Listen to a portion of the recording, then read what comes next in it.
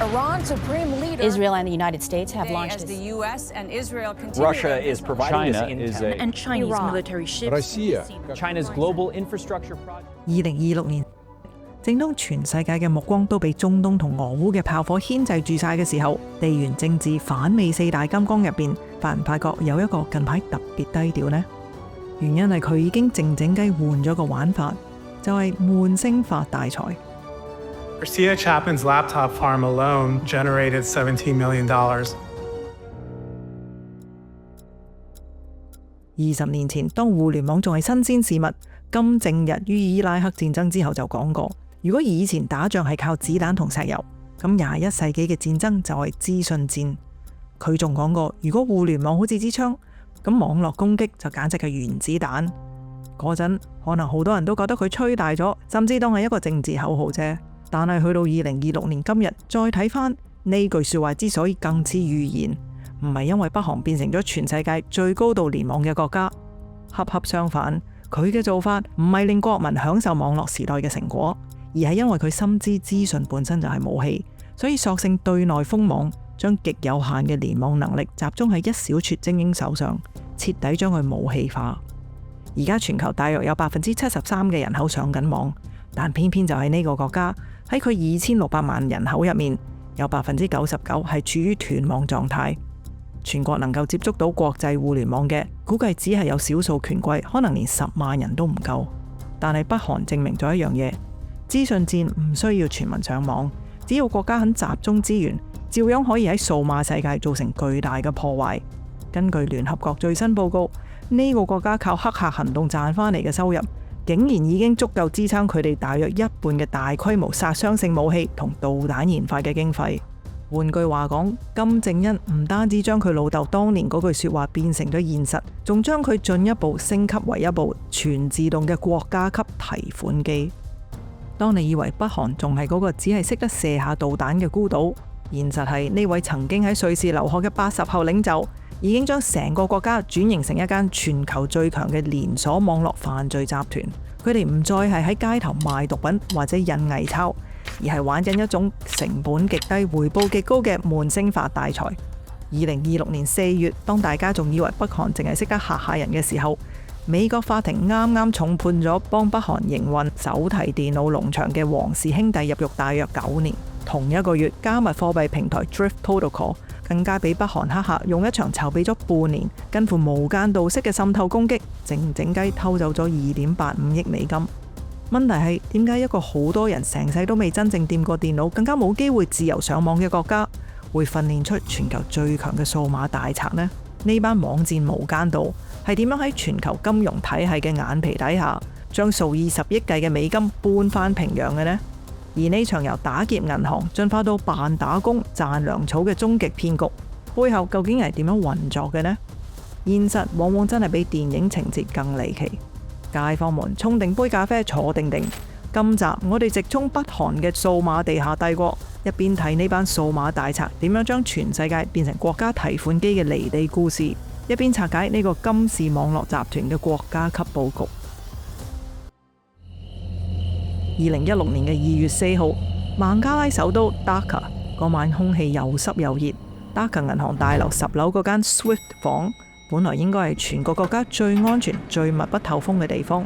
入邊嗰幾部 server 閃住綠色嘅燈，風扇發出規律性嘅嗡嗡聲，聽落平平無奇。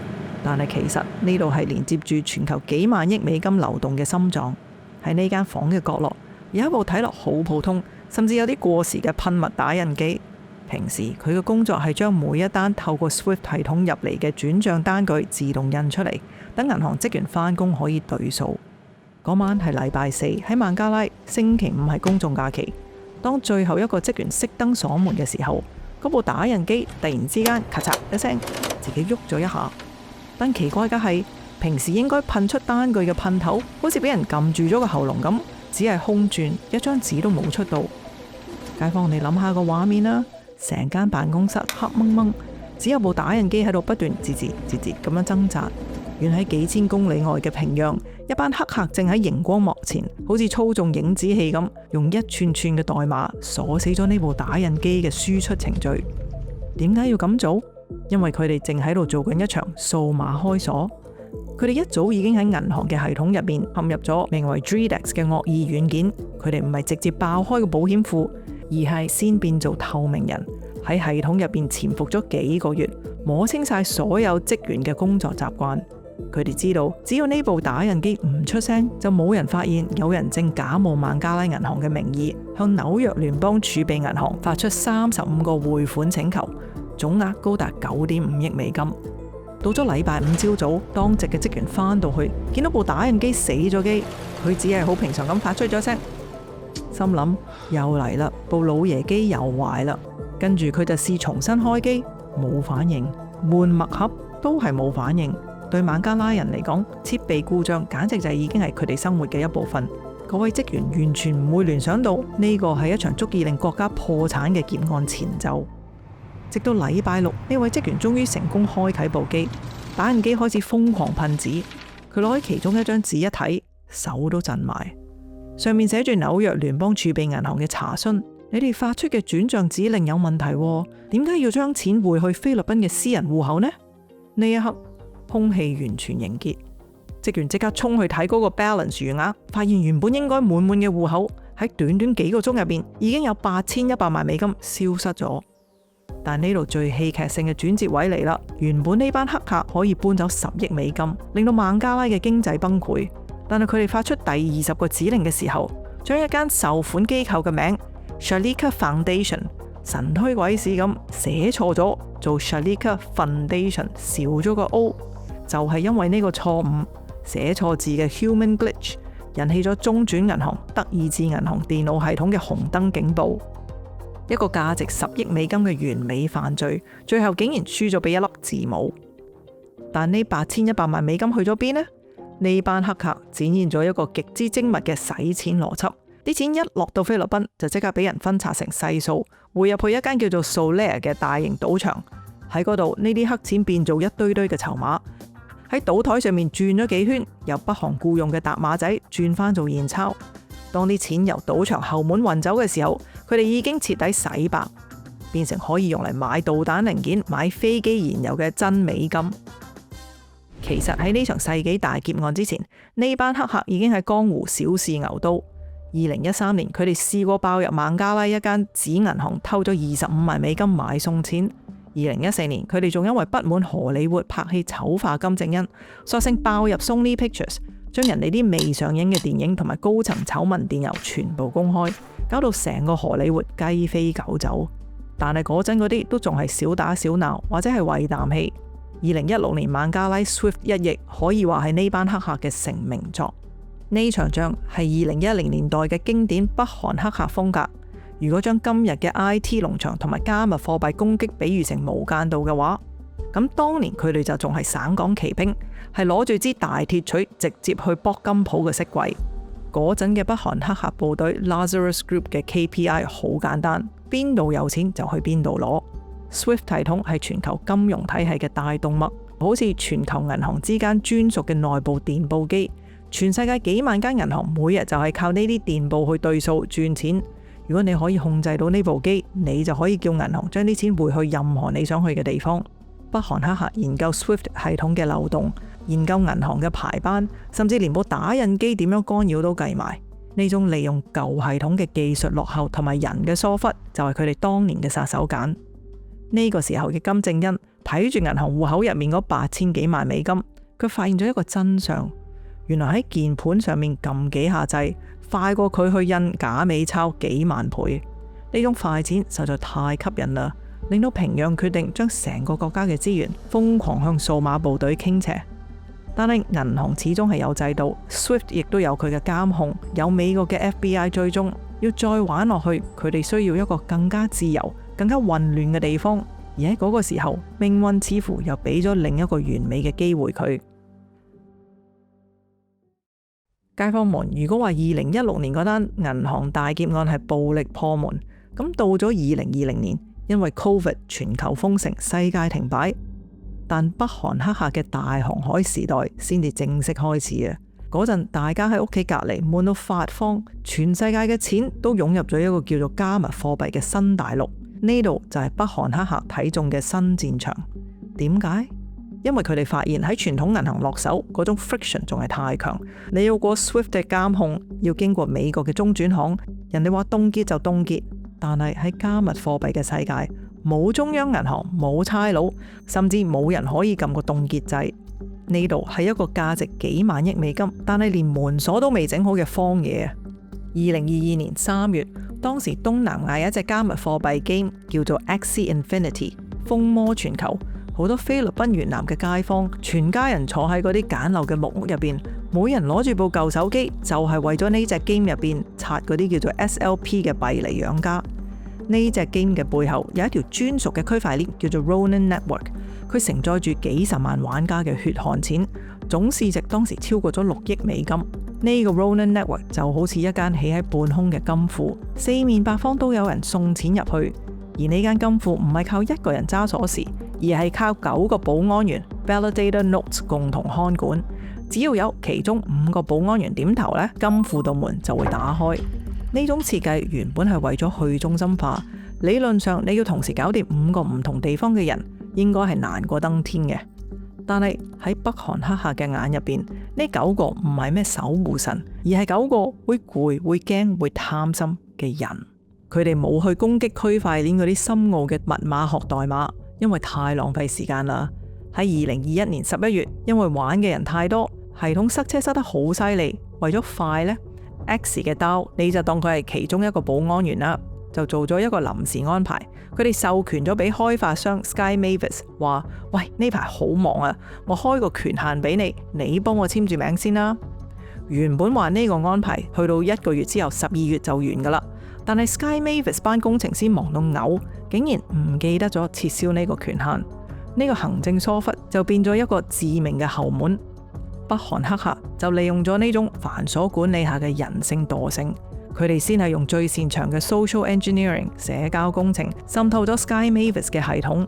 通常做法係透過假嘅 job offer 呢類型嘅理由。一旦入咗去，佢哋發現自己唔單止攞到 Sky Mavis 自己嗰4個保安員嘅權限，仲因為嗰個唔記得咗撤銷嘅權限，順手牽羊攞埋 Axie DAO 第5個簽名。2022年3月23號，喺大家仲喺度打緊怪獸賺緊幣嘅時候，北韓黑客喺個 command 視窗上面輸入咗幾個指令：冇警報，冇爆炸。喺數碼空間入面，幾十萬粒以太幣同幾千萬粒穩定幣由 Ronin 嘅金庫靜悄悄咁流向咗黑客嘅銀包。呢次佢哋一口氣搬走咗6.2億美金。最荒謬嘅係呢間公司竟然喺6日之後，因為有玩家想提款提唔到，先至驚覺，原來俾人穿咗櫃桶底。呢6日時間，北韓黑客就早已經將啲錢拆散晒，透過 Tornado Cash 呢啲運幣器洗得乾乾淨淨啦。呢單案話俾世界聽，北韓黑客已經進化到唔再需要用暴力。佢哋發現要搞掂最頂尖嘅科技，最快嘅方法就係搞掂嗰個揸住 keyboard 嘅人。2021到2022年，佢哋喺加密貨幣世界入邊足足提款超過咗10億美金。呢啲錢去咗邊？呢啲錢絕對冇入到北韓老百姓嘅袋，而係變咗平壤夜晚最閃爍嗰啲導彈發射塔。北韓1半以上嘅核武研發經費，竟然係由全球打機友同埋幣圈街坊供養出嚟嘅。2024年去到今日2026年，如果你仲以為北韓黑客只係匿喺遠方，隔住9萬里偷你錢，咁你又太天真啦！呢班數碼特工已經由單純嘅盜賊進化到好似電影潛行空間 Inception 咁，直頭係入埋你個世界入面，隨時可能係坐喺你隔離嗰位同事啊！2025年2月，當時全球最大交易所之一 Bybit 發生咗一單令人毛骨悚然嘅劫案，損失金額係天文數字15億美金。呢單案係人類史上最大宗嘅加密貨幣涉案，最恐怖嘅唔係金額，而係嗰個手法。黑客完全冇爆過 Bybit 個 server， 佢哋係玩緊一場長達1年嘅長線大佈局。佢哋先係喺 LinkedIn 嗰度砌咗一大堆假嘅 profile， 個個都寫到自己喺矽谷名校畢業，喺 Google 或者 Meta 做過 IT 精英。想象下你係 Bybit 嘅員工，每日喺 Slack 同你傾偈，喺 GitHub 幫你執 code 嗰個 Mike， 頭像係一個陽光燦爛嘅大男孩。喺 Zoom 開會嗰陣，Mike 唔單止個樣好真實，仲帶住少少加州口音，有時仲會同你抱怨話個 Zoom 有啲延遲，或者講下矽谷嗰邊嘅天氣。但係 Mike 呢個人根本唔存在，佢係北韓黑客用 AI Deepfake 執出嚟嘅樣，個聲係 AI 合成，而操縱呢個假人嘅本體可能正坐喺平壤或者中國某個城市一間冷冰冰、成陣霉味嘅地下室入面。呢班黑客發起咗一個叫 Trader Traitor 嘅行動，佢哋唔係急住偷錢，而係花幾個月時間同你做 friend， 建立信任，等到你完全當佢係戰友嘅時候，佢就會喺個 Slack 度 message 你，喂，我寫咗個好正嘅 trading bot，你要唔要幫手試下個 beta 版啊？只要你一時好奇，喺公司電腦度開咗嗰個檔案，你就親手將成個公司嘅後門鎖匙交咗俾佢。Bybit 個單案，黑客就係潛伏咗喺外判商入面，等到有一日 Bybit 要進行大規模資產轉移嘅時候，佢哋喺 code 入邊偷偷地加咗一粒隱形嘅轉向指令，就喺嗰0.1秒，15億美金本來應該去 A 錢包，結果就咁變咗去北韓嗰個 B 錢包。去到2026年4月，即係啱啱發生冇耐嘅 Drift Protocol 劫案，呢班黑客更加係玩到極致，佢哋再唔係搞啲外判商啦，係直接派人應徵去咗嗰個核心開發團隊。根據 FBI 初步調查，呢班黑客喺 Drift 呢個項目籌備階段就已經用假身份滲透咗去開發者社群。佢哋平日表現得非常之積極，幫手寫文檔，又幫手修補漏洞，攞到晒所有開發者嘅信任。但係沒有最荒謬，只有更荒謬，就係呢班黑客喺呢個項目入面潛伏咗半年，表現好到年尾連最佳員工獎都攞埋啊！問你服未？去到2026年4月1號，全世界仲以為係愚人節玩嘢嘅時候，佢哋發動咗攻擊。呢次唔係因為個代碼有 bug，而係因為人有 bug。佢哋利用手上最高嘅權限，好似揸住主人房鎖匙咁，直接將 Drift 個金庫打開，搬走咗2.85億美金。呢個階段嘅北韓黑客已經由盜賊變成咗頂級騙徒。佢哋深知道2026年嘅網上保安技術已經好強，所以佢哋唔再去撞門，而係直接去攞呢條鎖匙。呢種 social engineering 社交工程嘅最高境界，就係令你覺得佢係你自己人。講到呢度，聽開 YOLO 嘅街坊們，係咪覺得好似有啲耳熟呢？冇錯，早喺呢班北韓人之前，世界級嘅黑客大神 Kevin Minnick 已經教過我哋，最勁嘅黑客技術唔係爆系統，而係去爆人啊！想重溫 Kevin 嗰段傳奇故事嘅街坊，可以撳右上角嘅連結睇返。喺2026年，我哋大家已經習慣咗遠端工作 （remote work）， 好多同事一世都未見過，大家只係一堆頭像同埋 ID。北韓黑客正正利用咗呢一種隔住個 mon 嘅疏離感，將成個區塊鏈世界變成咗佢哋嘅大型無間道現場啊！而當佢哋發現扮同事可以玩得咁癲嘅時候，金正恩個生意腦又轉咗一下。既然我哋花咁多資源去扮打工，點解唔順便賺埋嗰半年嘅糧呢？一箭雙雕啊嘛，又係噃。國家級打工計劃就係2026年北韓黑客最令人頭痕嘅轉化。以前佢哋係爆入去偷錢，而家佢哋直接入去你嗰度返工。你公司請咗個住喺美國、CV 靚到識飛嘅 IT 大神，每日準時喺 Slack 報道，啲代碼寫得又快又靚。但呢個人好可能正身處遼寧丹東或者瀋陽，甚至係俄羅斯嘅海參崴。街坊，你可能會問：喂，美國大公司唔係會 check IP 嘅咩？唔係有背景調查嘅咩？冇錯，要瞞過 Nike、波音呢啲 Fortune 500公司嘅網絡安全監控，北韓黑客單靠 VPN 係唔夠嘅，所以呢度佢哋就要用真正嘅美國人幫佢哋 set up 一個硬件驗眼法。於是佢哋喺美國揾咗一班好似 Christina Chapman 咁嘅接頭人。呢啲接頭人唔係乜嘢黑幫大佬或者咩 IT 專家，可能只係一個想賺外快嘅普通美國師奶。於是佢哋喺美國本土揾咗一班接頭人，搞出咗一種叫做電腦農場嘅 setup。喺美國 Arizona 一個叫 Litchfield Park 嘅中產住宅區，空氣入面沉浸住嗰陣沙漠邊緣特有嘅翳悶同埋乾燥。呢度啲屋一間間齊齊整整，睇落平凡不過。直到2023年10月，一份搜查令打破咗呢度嘅寧靜。一隊全副武裝嘅 FBI 探員帶住搜查令抵達一間平平無奇嘅屋外面，封鎖咗現場。當佢哋推開呢間屋嘅大門衝入去之後，佢哋好快就嚟到一間好唔尋常嘅房。入面除咗一張工作台之外冇雜物，取而代之嘅係一排排整齊嘅金屬長架。喺呢排架上面密密麻麻咁排開咗超過90部 laptop， 每一部機嘅機身上面仲貼住一張張五顏六色嘅 memo 紙，上面寫住晒唔同美國企業冒充緊邊個被盜用嘅身份，甚至連 password 都寫埋喺上面。喺旁邊嘅角落仲堆住一沓沓未拆開過嘅牛皮資訊封，入面裝住嘅係更多準備加入呢個農場嘅全新手提電腦。佢哋即刻知道呢個就係佢哋揾緊嘅證據，傳說中嘅 laptop farm。呢堆發出微光嘅熒幕背後串連住一個跨越半個地球嘅造假網絡。Christina Chapman 透過呢排 laptop 幫班北韓 IT 喺美國揾工，合共為金正恩賺咗1700萬美金。2025年7月23號，呢位農場主人 Christina 正式被判入獄8年半。呢排 laptop 最終由一部揾快錢機變成咗 Christina 通往監獄嘅入場券。好似 Christina 呢類人，每個月收住幾千美金嘅管理費，就幫金正恩管住幾十個打入咗 Amazon、波音甚至一堆非科技公司嘅內鬼。最諷刺嘅係咩？當 FBI 同保安專家去通知呢啲公司話，喂，你個員工係北韓特工嚟㗎，有啲老闆竟然答翻轉頭，吓，呢個人係我哋最好嘅 best employee 嚟㗎。街坊，你以為北韓特工真係個個都係矽谷天才？其實真相係呢部手提電腦後邊，有時根本就唔係一個人，係成隊影子團隊。有時你以為請咗一個工程師，其實後邊有10個、15個北韓勞工幫緊你做嘢。呢種人海戰術式嘅打工，10幾個人服侍你一個 project， 質素就梗係高啦。呢班喺丹東、瀋陽或者海參崴嘅所謂模範員工，其實只係國家級嘅廉價勞工，生活直頭同奴隸冇分別。佢哋24小時俾人監控住，如果跑唔到數、達唔到 KPI， 面臨嘅懲罰係極之嚴厲，甚至會連命都冇。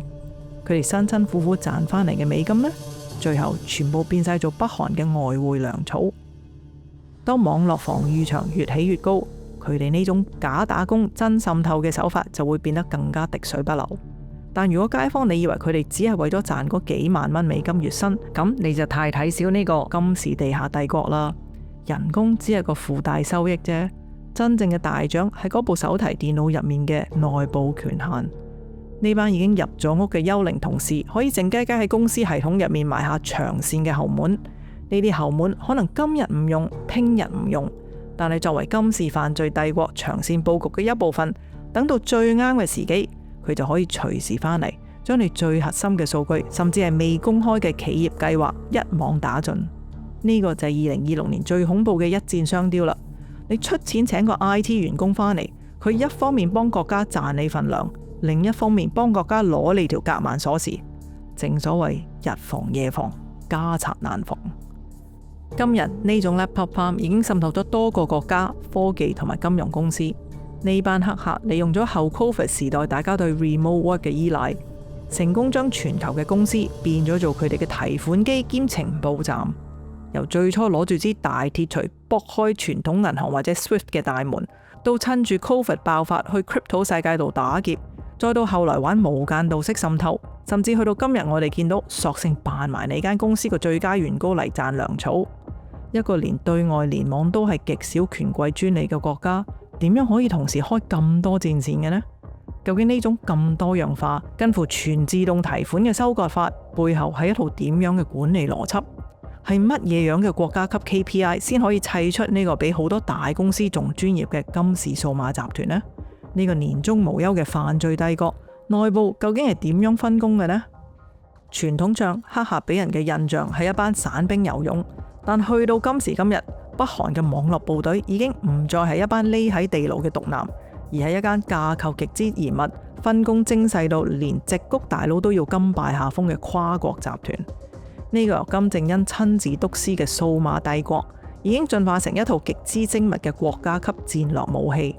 喺北韓，網絡作戰被稱為萬能寶劍，地位同核武、導彈平起平坐。今日我哋就根據2026年最新嘅西方情報，幫大家拆解呢個數碼版嘅東印度公司到底係點運作啦。不過開波之前都要同大家戴個頭盔。今日見到嘅組織圖，全部都係由美國 FBI、微軟或者 Mandiant 呢啲西方保安專家，透過分析病毒代碼嘅指紋同 server 重疊嘅時間，一步步推論出嚟嘅。呢個帝國主要由兩個互相競爭又互相合作嘅體系組成。首先係偵察總局 RGB， 你可以當佢係成個國家嘅對外總司令部，亦係一部瘋狂跑數嘅外匯收割機。RGB 最特別嘅地方係佢自負盈虧，玩緊一種以戰養戰嘅模式，一邊派好似 Lazarus 呢啲小組去全世界搶錢，充實國庫兼揾埋自己嘅運作經費；另一邊就利用呢啲資源同技術去執行軍事間諜任務，例如偷核武圖則或者航天數據。簡單嚟講，佢哋係北韓喺國際制裁下唯一可以揾到外匯同黑科技嘅核心。根據2026年最新資料，佢哋每個部門都有 KPI， 跑唔到數，分分鐘唔係炒魷魚咁簡單啊。另一個體系就係國家保衛省 MSS， 即係所謂嘅政治警察啦。佢哋規模比 RGB 細，任務亦都比較傳統，主要係保衛黨同金正恩，例如監控脫北者、追蹤記者或者針對研究北韓嘅學者。如果我哋再轉深多幾層呢，就要睇下 RGB 下面最令網絡安全界頭痛嘅110研究所啦，即係以前嘅 Unit 121。呢度係集團嘅金蛋，據說有成6-7千人，下面再細分咗幾隊嘅專科醫生。第一隊係大家聽得最多，負責撐起成個國家國庫嘅 Lazarus。呢組人目標好明確，就係錢、錢同埋錢。2018年 DOJ 起訴書直接點名嘅元祖就係佢啦。無論係 SWIFT 銀行劫案定係加密貨幣交易所嘅大爆破，全部都係佢哋嘅威水史。國家大約一半嘅導彈研發經費都係靠佢哋供養嘅。如果你見到邊個交易所突然之間蒸發咗幾億，通常都係呢班跑數王嘅傑作。而喺 Lazarus 之下，仲有班叫做 Traitor， 頭先都有提過噶啦，佢嘅代號係 UNC4899。佢哋係加密貨幣嘅專科。2025年2月發生嘅15億美金 Bybit 案就係佢哋打出嚟噶啦。佢哋最叻係用社交工程攻擊加密貨幣公司入邊嘅開發人員。Lazarus 之外，第二隊就係負責偷未來嘅情報蒐集隊，主力 team 係叫做 Kimsuki 同埋 Andariel。呢班人唔係去櫃員機撳錢，而係滲透入各個嘅國防承包商，去人哋個腦嗰度攞嘢。佢哋專攻航天、國防、核能技術，滲透入各個嘅國防承包商，偷走最新嘅衛星圖則、導彈引導系統等等。最近佢哋仲整咗隻叫做 Dora Red 嘅木馬，長期潛伏喺人哋個網絡嗰度放長線釣大魚。而最令2026年 IT 人頭痛嘅呢，係一班叫做供應鏈部 UNC4736 嘅人。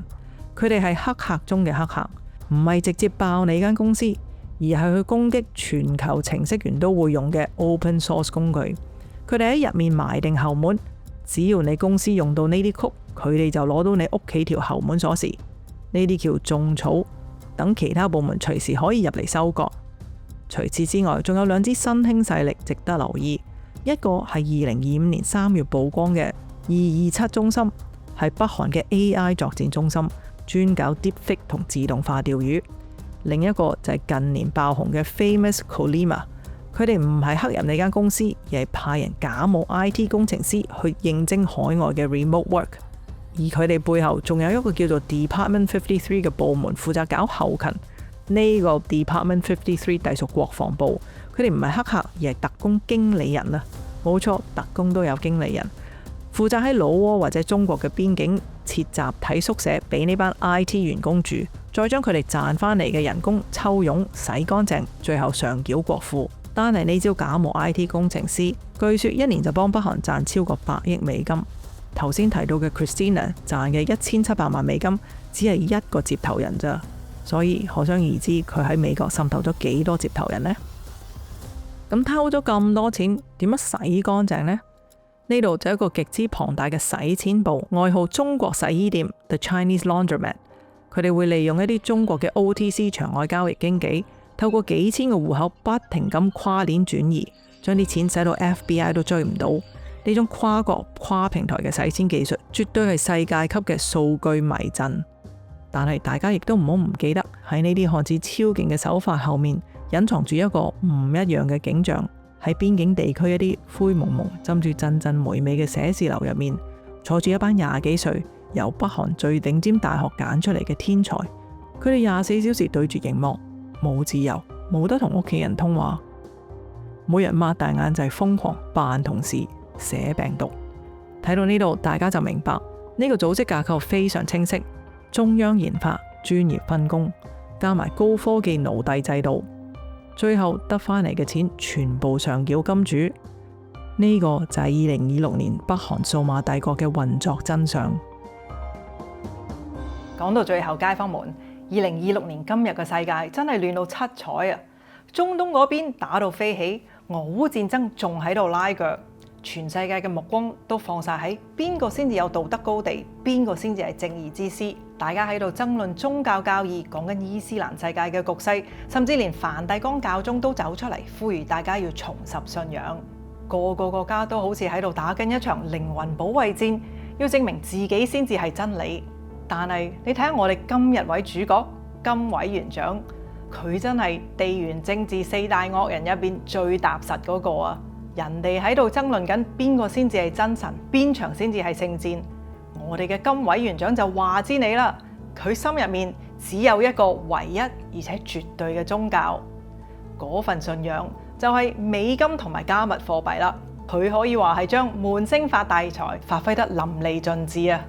你有你喺度講道德，佢就喺度爆你個夾萬；你喺度講信仰呢，佢就叫班特工假扮你同事喺你公司份糧度抽水。對於佢嚟講，乜嘢意識形態、乜嘢宗教教義都係假，唯有入落袋嗰度嘅銀紙先至係真。